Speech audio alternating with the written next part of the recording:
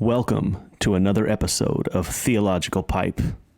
News, culture, sports, politics, and everything else from a theological perspective. It's all summed up in love. What should I do? Tell me. God is good. Give it to me, give it to me, give it to me, give me peace. Give me peace. Put that in your theological pipe and smoke it. Hey, welcome to a mobile episode of Theological Pipe, recording in my car on the way home from work.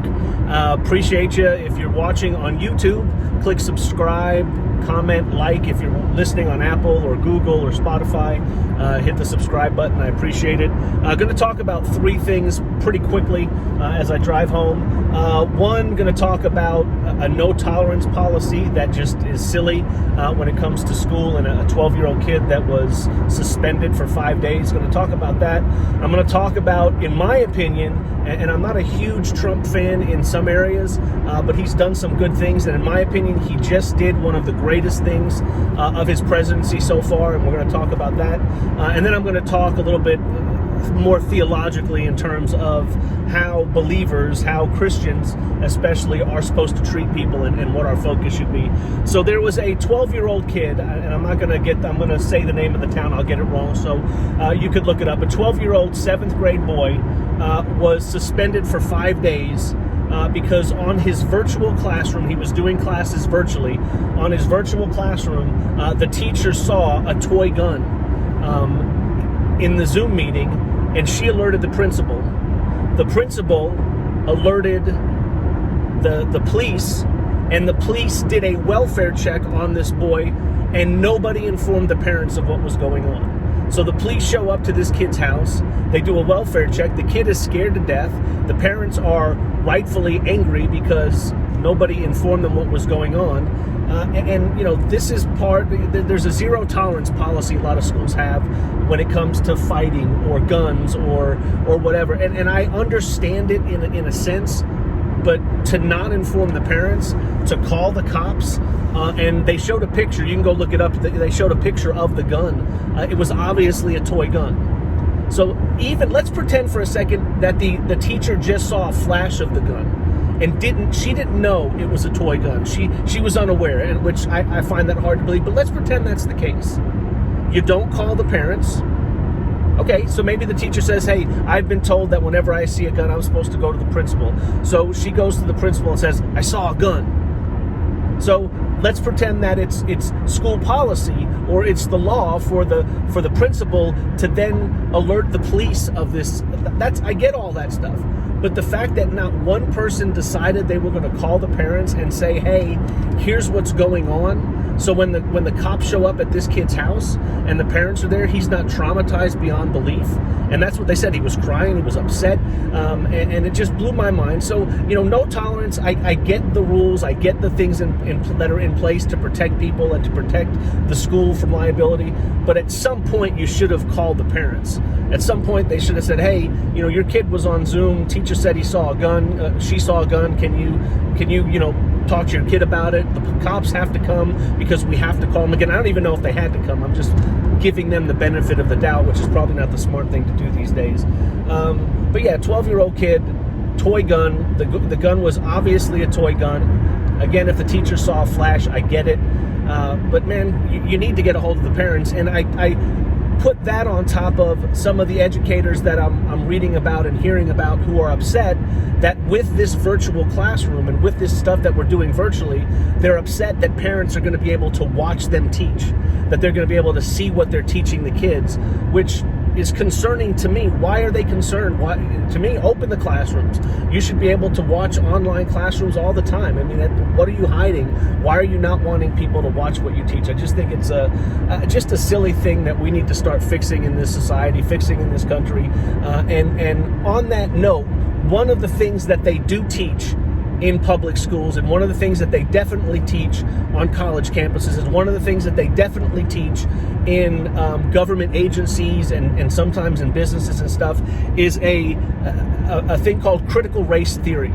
And it's a theory, and I'm going to generalize it. I'm going to read some of the things that they believe in, or some of the things that they talk about. But critical race theory is assigning guilt to people based on their race. And right now, it's all white people are racist. That's something that is being taught in the schools, public schools, private schools, higher education, and in businesses. It's an evil, silly, moronic take on life. You are assigned guilt based on your race. And it's not just race, it's also, there's gender theory, and there's, you pick a category, there's probably a theory based on it. If you're an old guy, there's a theory. If you're a woman, you have a theory that all women are this, all men are this. But the one that's really prevalent right now because of Black Lives Matter, which is a Marxist, racist organization, and they ascribe to this, critical race theory is all white people are guilty. All white people are racist. And you have to deal with that. And here's some of the things that critical race theory, and I'm going to try to look at my notes as I drive, and I'm on a highway, it's not that crowded, but I've memorized some of them. Critical race theory, it says that white people have these characteristics in common, and these are things that are racist. These are things that we need to be careful, and we need to start deconstructing these things in this society, in this culture, because they're racist. Again, critical race theory, it says these things are racist and they need to be retaught and rethunk. Self-reliance is racist. Being an individual is racist. Individuals who are in control of their own lives are racist. Having winners and losers is racist. Making a decision is racist. Private property is racist. Politeness is racist. Holidays like Christmas and Easter are racist. Hard work. If you work hard, that's racist. If you believe that you should work hard before you play, like work before play, work comes before play, that's racist. The scientific method is racist. Keeping time schedules, keeping a schedule and adhering to that time schedule, being on time is racist. If you have plans, if you make plans for the future, that's racist. If you delay gratification, meaning I can't get what I want right now, I have to wait and work a little bit for it and work harder for it, that's racist. The nuclear family, mom and dad and brothers and sisters, that's racist. That's what there's a whole bunch of other things, but you could look it up. You can look at these things. The Smithsonian Institute posted some of this. Other businesses and corporations posted this, and thank goodness that there are some people that are leaking these things to the public and saying, look at what these people are teaching us. Look at what we're having to do. We're having to say that if we adhere to any of these characteristics, we might be racist. And one of the tactics that those proponents of critical race theory and the proponents of Black Lives Matter and the people writing these books that all white people are racist, if you question it, one of their ideas is if you question anything they say, you're racist. So you're a racist, and then if you question what they say or want to debate what they say, you're a racist. So you're a racist and there's nothing you can do to win. And critical race theory is just, again, the stupidity of it is evident, but not only that, the danger of it is something I don't think people realize, because if you assign collective guilt to a group, it only leads to bad things. And I've talked about this before, and like I said, Donald Trump banned critical race theory from being taught in any of the government institutions and any of the places where they have people and they teach them about diversity, which is a good thing. When they teach them about, being inclusive, which is a good thing. But he's banning critical race theory because it's being taught, and again, it's evil and stupid and ridiculous. Theory like that, critical theory, leads to things that only lead to negative things. And I've said before, how do you think that Hitler was able to convince Germans that Jews were evil and needed to be exterminated? Critical race theory. All Jews are guilty. They're inhuman. They can't help it. That's who they are. So we need to eradicate them. That's what critical race theory leads to. All white people are evil. All white people are devils. They're always going to be racist. We can't help it. We're going to destroy this country because it's racist, and we're going to destroy white people because they're racist. And you can go watch some of the Black Lives Matter people say that, hey, it's not just enough for equality anymore. No. We need to be on top, and we're gonna enslave white people. There was a Black Lives Matter leader, I believe her Facebook post was taken down because that's what she said. The goal is the enslavement of white people. which is dumb to just categorize people as black and white and red. We're people. We're all made in God's image. So again, banning critical race theory, again, for me, is probably one of the greatest things that Donald Trump has done. And there's people on Facebook and on Twitter and social media and in the news, and a lot of people are praising him, which is good because it needs to be praised because it's a stupid theory. But there are people pushing back, and I hope that people will learn and say, look, let's look at what this is saying. Holidays are racist. Hard work, working hard, and delaying and expecting a reward, and then working hard and wanting to play later is racist. Being on time is racist. This is the stuff that's just idiocy, and for some reason, people who should be smart ascribe to this theory and push this theory, and it's just dumb. And like I said, one of the greatest things that he's done is banning critical race theory from the government institutions and teaching. And again, I hope it trickles down to colleges, and it trickles down to organizations and businesses, and we realize, hey, we're all in this together. We're all made in God's image. There's not one race that is better or worse than the other. There are good and bad in all of us. I mean, that's a line from a Stevie Wonder, Paul McCartney song. There is good and bad in everyone. Let's learn to live together. Come on now. Sorry, I'm going to the 80s to bring Stevie Wonder and Paul McCartney into this. But man, critical race theory is just dumb. Props to President Trump for banning it, and I hope it stays away. And I hope that organizations like the NBA, like Major League Baseball, like the NFL, like the NHL, all these groups that are lecturing people and saying we support Black Lives Matter, the organizations, realize what silliness that they're supporting, and they start doing things better. I did see like a glimmer of hope. I believe it was the Minnesota Vikings announced today some of their initiatives in terms of helping people that needed to be helped and to help justice and stuff like that. And I'm hoping it was a definitive list, but nowhere on the list. They're going to give money to scholarships. They're going to give money to education. They're going to have programs made to educate people on Black heroes and all this stuff. And all the stuff was great. Now, again, I don't know who's teaching it. I don't know all the stuff behind it. But what I was surprised at and happy about was none of it said we're giving money to Black Lives Matter, the organization. So I hope that this stuff is trickling down, and there's some statistics and polls coming out saying that support for Black Lives Matter, the organization, is going down as it should, because the leaders are evil, the idea is evil, critical race theory is evil, and so again, props to Trump for banning critical race theory. The last thing I wanted to leave you with is Matthew 25 in the Bible. It talks about what we are supposed to do as believers. So even though I get excited or I'm happy that some evil things are getting taken away, and even though I get happy that certain things are moving in the right direction, it appears that the virus is the impact is going down, less cases, less hospitalizations. Let's hope that continues. But how do we as believers, someone that is a believer in Christ, how do you operate? How do you do things? Matthew 25 says that we are supposed to take care of the least of these. It's the famous, when you care for the least of these, you're doing it to me. You're doing it to Christ, to Jesus.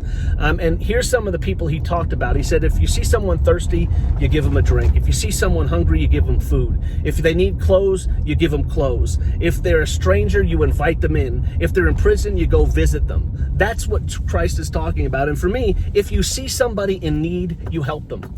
If you see somebody in need, you help them. You go help what they're going through. And believers are to be helpers. You know the famous line from Mr. Rogers when 9/11 was happening, and someone asked Mr. Rogers, what do I tell my kids when we're watching this on TV, because they can't help but see it? What do I tell my kids? And Steve Rogers said, tell them to look for the helpers. Look for the policemen, look for the firemen, look for the first responders, look for the people that are running to the danger to help people. Look for the helpers and talk about them. And as Christians, as believers, we're supposed to be helpers. We're supposed to help the people that are in need, the hungry, the thirsty, the people in prison, the strangers, people that are struggling. If you need help, if people need help, we're supposed to help people. And so something just to keep in mind about COVID and all the stuff that we're going through, overdoses are up anywhere from 14 to 30%, depending on what source you look at, over the past few months since COVID had started. So overdoses on drugs, 14 to 30%, they're up. Depression is up. Suicides are at the highest levels since World War II. So as believers, what are we supposed to do? Help. We're supposed to help. So we're supposed to go listen to someone who's struggling. We're supposed to go be loving and caring to people that are dealing with this stuff. All of us are dealing with COVID. All of us are dealing with the ramifications, whether it be loved ones that have the virus, or people we know that have lost their jobs, or people that are struggling because they're extroverts and they don't get to go hang out and hug people and stuff like that. So there are people that are hurting, and statistics bear that out. And so as believers, as Christians, as people who believe that there's a God and that we are created in his image, if somebody's hurting, it's our job, at least according to Jesus, is to go help people. If they're thirsty, give them something to drink. If they're hungry, give them food. If they need clothes, give them clothes. If they're strangers, invite them in. If they're in prison, go visit them. If they're struggling, walk with them through their struggle, and be nice about it, and be loving about it, and be caring about it. And you know what? Politics shouldn't make a difference. Jesus didn't say, go help the least of these unless they have a different political opinion than you. You know, if they're Republicans and you're Democrat, you can leave those Democrats, you can leave those Republicans alone. You know, if you're watching a boat rally and they say some of the boats sank, and your first reaction is, haha, that's awesome, that's really kind of cold. If you're watching a protest and it breaks out into violence and somebody gets hurt that's on the side that you don't like, and you laugh, gosh, we've got to be better than that as Christians. Again, the least of these. People are hurting. People are struggling. Sometimes they don't know what to do, so they get on a boat and drive a boat around with a big flag on it, right? Or they don't know what to do, so they go around and they start throwing things at people because they're angry. Maybe they don't even know what they're angry about, but they're hurting, and we've been locked up, and there's things that are going on. 15 days to flatten the curve has turned into 6 months. So people are hurting, people are scared, people are hungry, people are thirsty. As believers, our job is to help those people. Because one of these days, if you read Matthew 25, that verse is talking about believers that go and stand before Christ. And he says, you know, you helped me, you clothed me, you gave me clothing, you gave me water, you gave me food when I was in need. You came to me when I was in need. And the people say, when did we do that? And he said, whenever you help the least of these. So there are people that are in need. There are people that are hurting. And I think our job as believers is to help, to be helpers. So I'm going to leave you with that. It's a little shorter episode than before. Just got home. I need to go get ready for the meeting. So thanks for watching. Thanks for listening. As always, subscribe, like, comment. Appreciate it. And we'll see you next time. Well, bye.